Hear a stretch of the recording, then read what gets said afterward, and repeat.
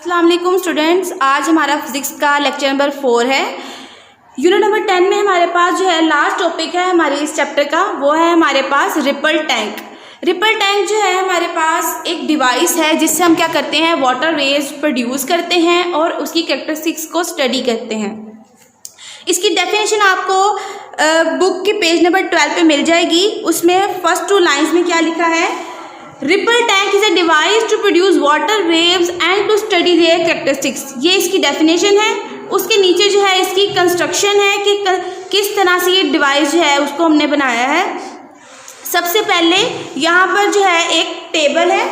Table के ऊपर क्या है कि एक ट्रे को सेट किया गया है, रेक्टेंगुलर ट्रे को। इसमें वाटर जो है उसको रखते हैं।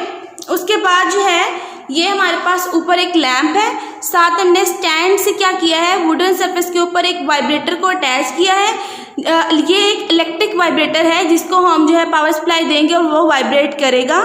उसके बाद ये जो वाइब्रेटर है इसकी सिर्फ एक ही सरफेस जो है वो वाटर को टच करेगी।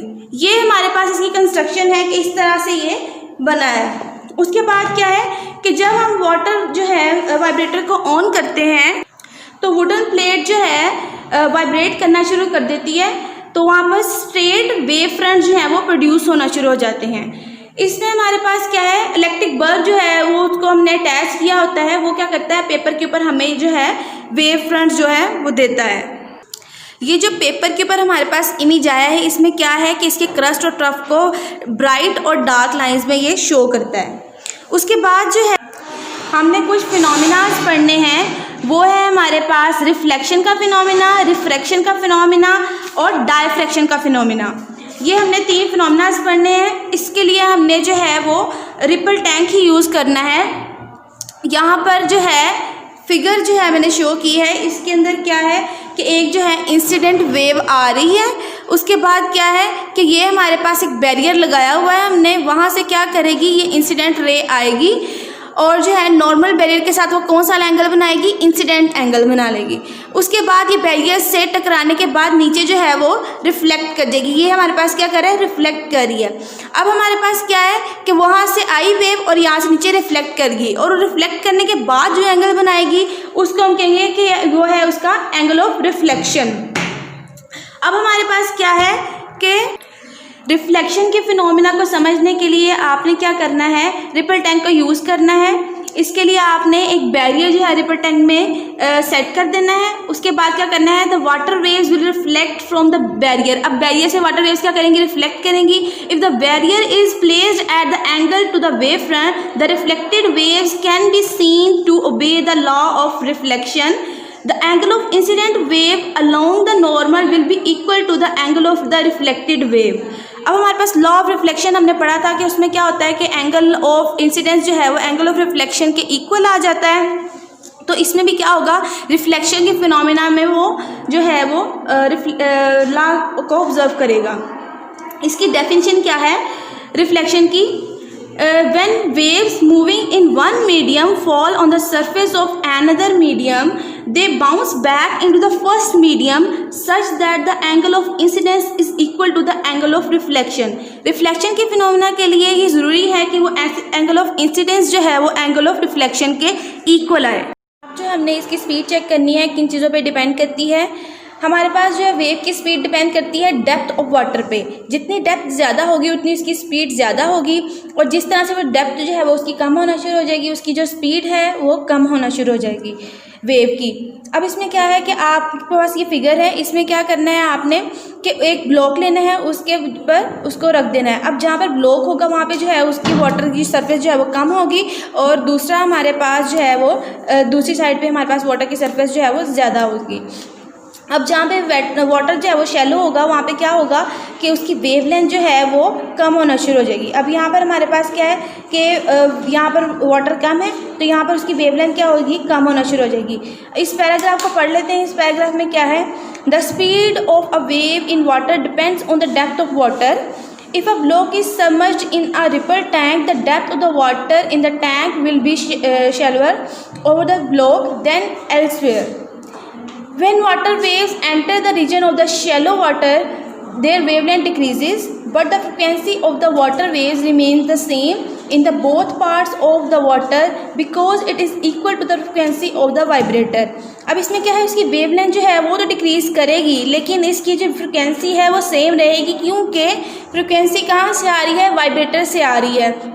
जितनी वाइब्रेटर की फ्रिक्वेंसी होगी उतनी ही जो है वो वेव की फ्रिक्वेंसी होगी। Now for the observation of refraction of water waves we repeat the above experiment such that the boundary between the deep and the shallow water is at same angle to the wavefront। Now we will observe that in addition to the change in wavelength, the waves change their direction of propagation as well। Note that the direction of propagation is always normal to the wavefronts। This change of path of water waves while passing from a region of deep water to that of the shallow water is called the refraction। यहाँ से जो है यहाँ तक जब आएगा तो उसका क्या हो जाएगा, उसका पाथ जो है वो चेंज हो जाएगा। इसको जो है अगर हम नॉर्मल वर्ड्स में देखें तो हमारे पास एक छोटा सा कॉन्सेप्ट है कि अगर हमारे पास जो है वो एंगल सेम एंगल से आती है और उसका एंगल ऑफ इंसिडेंस और एंगल ऑफ रिफ्लेक्शन सेम है तो वो अपने पाथ से हट जाती है। अगर जो है वेव आ रही है अपने पाथ से हट जाए तो उसको हम कहेंगे कि ये हमारे पास कौन सा वाला फिनोमिना है, रिफ्रैक्शन का फिनोमिना।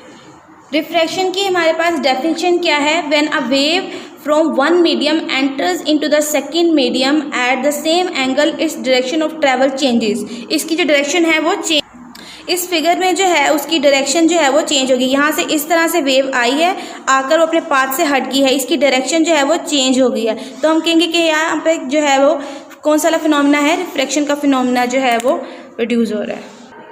लास्ट जो फिनोमिना है वो है डायफ्रैक्शन का। उसके लिए क्या करना है कि आपने दो स्लिट्स लेनी है और इनको जो है वो एक जो वेवलेंथ जितनी भी है वेव की उसके डिस्टेंस पे आपने इन दोनों स्लिट्स को रख देना है। यहाँ से वेव्स आएंगी तो यह क्या करेंगी, यहाँ पे जो स्लिट्स के जो कॉर्नर्स हैं इस पे जो है वो सर्कुलर रीजन में जो है वो बेंड होना शुरू हो जाएंगे। इसके एक्सपेरिमेंट को बुक से पढ़ लेते हैं। Now we observe the phenomenon of the diffraction of water waves generate straight waves in a ripple tank and place two obstacles in line in such a way that the separation between them is equal to the wavelength of water waves। After passing through a small slit between the two obstacles, the waves will spread in every direction and change into almost semicircular pattern। Diffraction of the waves can only be observed clearly if the size of the obstacle is comparable with the wavelength of the wave। ये जो figure है इसमें show कर रहा है किस तरह से जो है वो वेव आती है और वो बेंड हो जाती है सेमी सर्कुलर पैटर्न में। उसके बाद है shows the diffraction of the waves while passing through the slit with size larger than the wavelength of the wave। Only a small diffraction occurs near the corners of the obstacles। अब इसकी definition है the bending और spreading of waves around the sharp edges of the corners of obstacles और slits is called diffraction. आपने इस topic के अंदर क्या क्या याद करना है, यहाँ से यहाँ तक आपने इसकी डेफिनेशन करनी है। उसके बाद दिस ऑपरेटर्स से यहाँ ऑन द स्क्रीन तक आपने इसकी कंस्ट्रक्शन और वर्किंग की हेडिंग देख के तो आपने इसकी कंस्ट्रक्शन बताने के बाद आपने इसकी वर्किंग बता देनी है किस तरह से ये वर्क करता है। उसके बाद यहाँ पर जो है आपने यहाँ पर रिफ्लेक्शन का फिनोमिना याद करना है, सिर्फ आपने डेफिनेशन याद करनी है और ये जो दो हैं आपने फिगर्स बना देनी है। अगर आपका स्पीड आ जाए, ये आपके पास एमसीक्यूज़ के लिए है कि उसकी स्पीड किस पे डिपेंड करती है, तो आपने बताना है कि speed of wave in the water depends on the depth of the water. उसके बाद जो है रिफ्रैक्शन की डेफिनेशन ये है और उसके बाद जो है ये जो है ये इसकी फिगर है। बेटा हमारे पास डायफ्रैक्शन की डेफिनेशन है और ये आपने इसके साथ इसकी फिगर बनानी है। आपको जो है शॉर्ट क्वेश्चंस में आएंगे कि डायफ्रैक्शन, रिफ्लेक्शन या फिर हमारे पास रिफ्रैक्शन का जो है फिनोमिना डिफाइन कर दें। रिपल टैंक भी अगर आ जाता है तो वो भी आपके पास जो है वो शॉर्ट में ही आएगा। इस तरह से आपका ये जो चैप्टर है कंप्लीट हो जाता है। इसकी एक्सरसाइज जो है वो मैं आपको नेक्स्ट लेक्चर में करवाऊंगी। एमसीक्यूज़ और जो न्यूमेरिकल्स वगैरह है वो, और उसके जो शॉर्ट क्वेश्चंस और जो है कंसेप्चुअल क्वेश्चंस जो होंगे वो आपको मैं करवा दूंगी, और जो बाकी लॉन्ग क्वेश्चंस हैं वो आपने, जैसे मैंने आपको पूरा चैप्टर पढ़ाया है तो आप मार्क कर लीजिएगा।